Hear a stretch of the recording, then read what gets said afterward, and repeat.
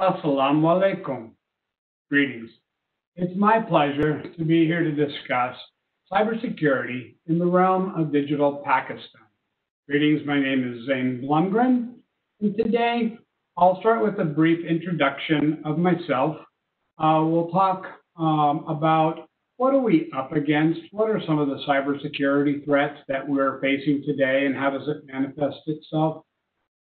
Based on this, we'll look at what foundational steps have proven successful in working against these cyber threats. Based on learning from the foundational controls, we'll talk about a practical way to put them in motion briefly, and there we'll focus on the PCI standard. I would normally transition into a period of questions and answers, but today I will leave you with some resources and people to contact to continue this conversation. So, as I said, I'm Zane Blomgren. It's a pleasure to be here. I spent more than 20 years as a cybersecurity practitioner in a variety of capacities. I've been an engineer on staff. I've been tasked with pre-sales engineering and design and application design prior to the implementation of the controls. I've also worked in a post-sales capacity to help implement these solutions for a variety of organizations. And they could be in banking, they might be in government, or even industrial control systems. So I've worked with manufacturing or oil and gas in different sectors. So we have an opportunity to discuss possibly some of those. I am based in the United States, but I have had the privilege of working globally, implementing these solutions for a variety of organizations. I like to share something personal, and with that, I will say I have been blessed to be married quite joyfully, and I have 5 children who keep me very, very busy, as you might imagine. So let's talk a little bit about what we are up against. And I would say let's do it in the context of what are the headlines? We see them, they're present. So are the headlines, are they all that bad? And so when we're looking at the headlines and what's out there, we might look at the recent events such as the SWIFT network being used within a breach. And I think this is something that can be fairly top of mind for many people. We might talk about the ransomware, right? So within the ransomware side, a lot of activity is happening, which can impact organizations, can shut them down, and you're faced with the option of pay or try to recover from it, or try to avoid the ransomware to begin with. And that's what we're going to focus on here today, which is how do we avoid some of these other breaches that we've seen. I think within this group, you might think about the jackpotting, off of the ATMs. But maybe most prevalent is in this time of global pandemic and all of the challenges that we face, we've also seen a rise, a significant rise in the attacks in the banking industry, spiking more than 200% since the onset of COVID-19. Okay, so we talked about, are they all that bad? And instead of getting into the costs, dollar per credit card, or how much the total loss was, I wanted to step back because there are a million statistics that you can use to figure out, what is the overall cost of these. But instead, as leaders, I try to, talk about, well, what are the costs for your business and how might you analyze those things? So there will be a financial cost. Without a doubt, there's a financial cost to these breaches. There'll be a cost that could be around technical. So you're going to have to bring people in to solve the problem, or you're going to be paying overtime. You might have to purchase additional technologies as a part of this breach. There's a myriad of costs that are going to go along with that. And you have a customer focus. So you may have to refund or cover their losses. To keep them confident, you may have to provide gifts, or you may have to do monitoring. When I say gifts, I'm talking about within something to placate or appease these customers. And then you may have to think about regulatory. So there could be fines that come directly as a result of these breaches. And not listed, but one I often think of is what about cybersecurity insurance? You know, the insurance that you may pay to help offset or these losses, the breaches could be a direct result or a direct impact on these costs. Reputation, right? We have a reputation to protect as an organization, as a business. We have teams of people that work hard to build a good reputation and a good presence. So what's going to happen there? New customers are going to look and say, oh, there was a breach, there was a problem. Is this where I want to go put my trust? And existing customers may be lured away to other places where they might feel more confident because of the reputation that's at stake. Stakeholders. So the easy one is, the investors. The investors are probably going to have a great deal of interest in the financial status, but also the employees. Is this a place that I want to work? Is this a place that I want to be? Is this where I belong, right? So you as a leader also are going to have impact or a cost potentially. And we talked about tenure on this. And tenure is going to go not just in the ability to keep your job, and I think about it more of, can you, in the design profession, be impactful? Are you going to have the longevity that you can put in place these things that are going to be helpful, right? So that's where tenure can come into play. And so these are the costs that you might look at within that capacity. So there are some real risks and some real costs. So what controls have proven successful? And I oftentimes think, avoid chasing these low return activities. And so what might those look like? And if we take the broad landscape of controls that are available out there, effective security starts with foundational controls. And I hope this is something that you have heard regularly. I hope it's something that you kind of hold very close, because the truth weighs out in this area. So when we start looking at the foundational controls, there's nothing super exciting necessarily about them in terms of a shiny object. They are dealing with things like vulnerability management, collecting your logs centrally so that you have visibility. And we're going to see more of these as we progress through. Now, you don't want to stop at just the foundational controls. You want to continue to build on to these controls, and they bring high value. And so within these, you've got your fundamental controls. What I really like about this particular slide is that it shows that there's a building. And if you go into fundamental controls, as you see, these advanced controls, without first laying that foundation, you're not going to have the data that's needed on the higher levels, right? So you won't be able to do these kind of analytics without the data that came out of the first level and out of the second level. And what we notice about these controls is that the lower controls, the foundational ones, cost less. They require lower maturity to start. As the maturity increases, you're able to continue up.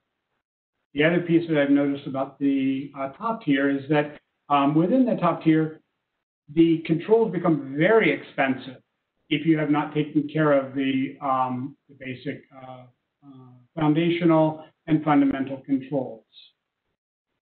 So I like to think about, what is my return?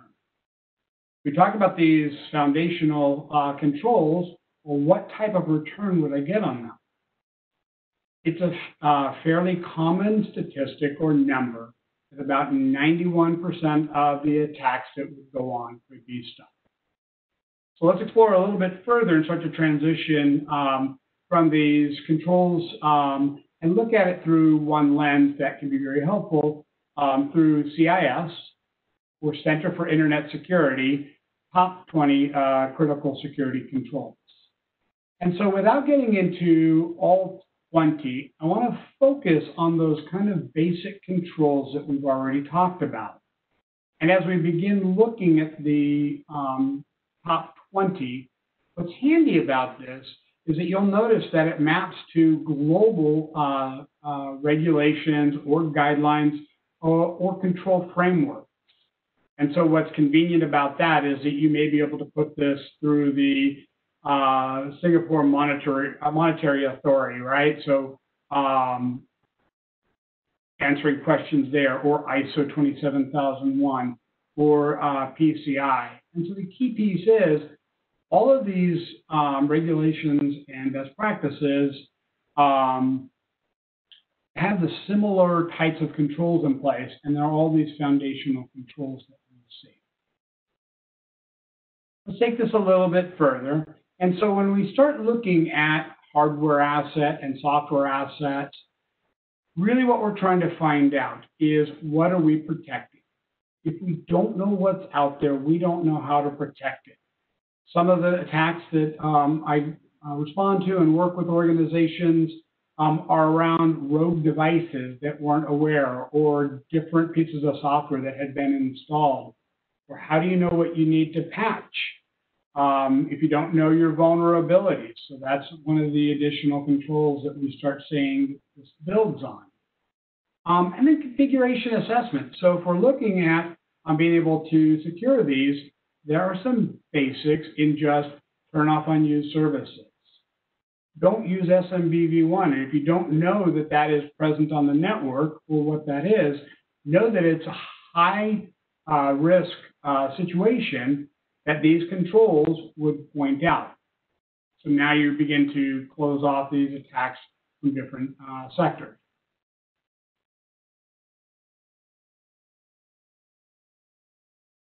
And so let's translate these into some technologies.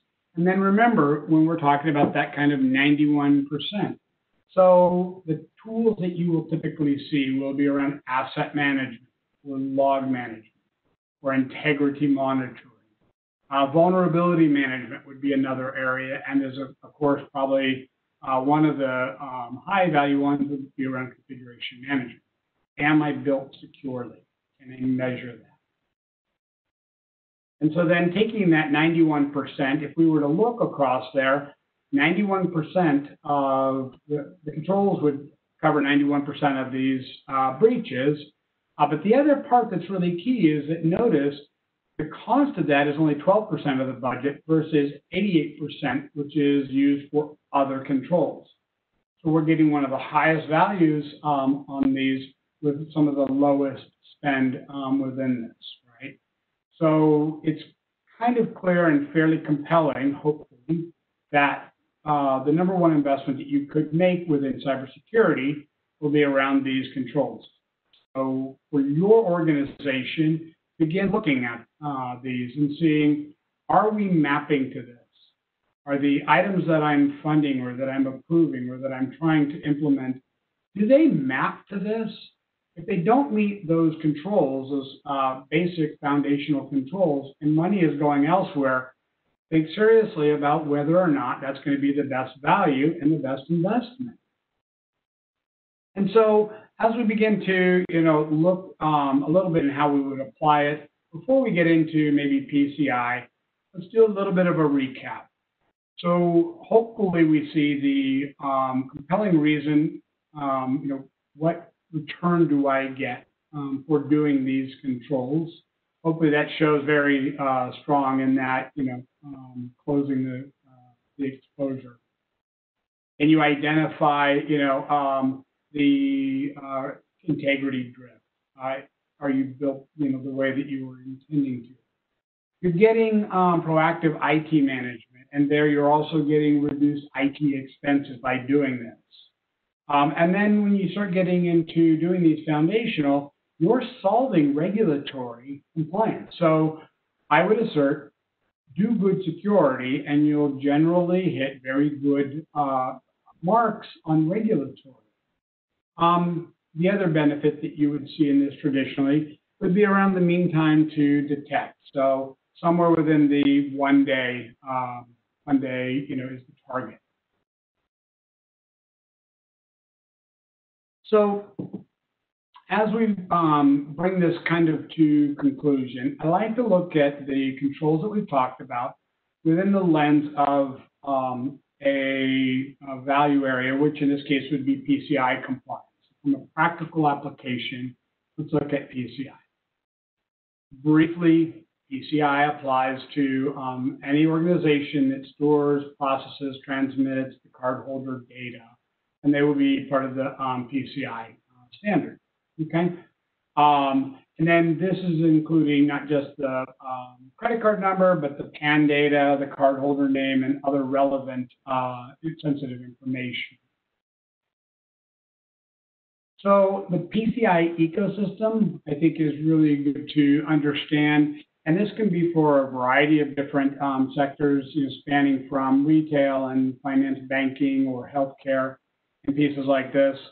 And then you have your payment vendors, which layer on and acquire and do get the information. You get your acquirers and issuers.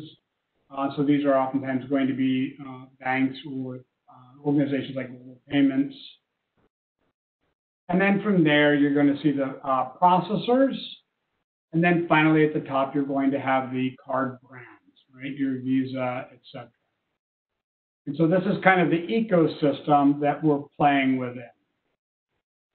So as we bring this to kind of conclusion, what I like to point out is that you have your digital dozen, as it's oftentimes referred to.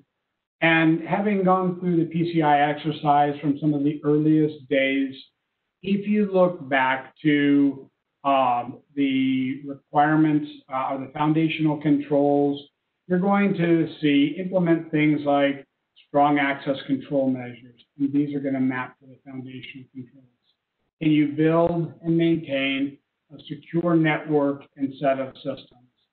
How are you going to be able to prove that? How are you going to be able to implement those? And so as you go through the journey to implement these security controls, know that you're going to be able to have a direct tie over to things such as PCI compliance. So with that, I wish to thank you. I would love to take questions, and I look forward to a day when we can be together, when we can share our ideas interactively. Until this time, we've provided some information for contacts, and I would encourage you to reach out to these organizations with your needs. We would love to be able to help and to serve you. In closing, I intentionally made this focus non-vendor related. I wanted this to be educational for you. I do work for an organization. I would encourage you to look potentially at Tripwire. They have given me the privilege of working with organizations globally for many years. So maybe you'll consider looking at Tripwire to meet your needs. And with that, I wish to say thank you, and I wish you all the safety.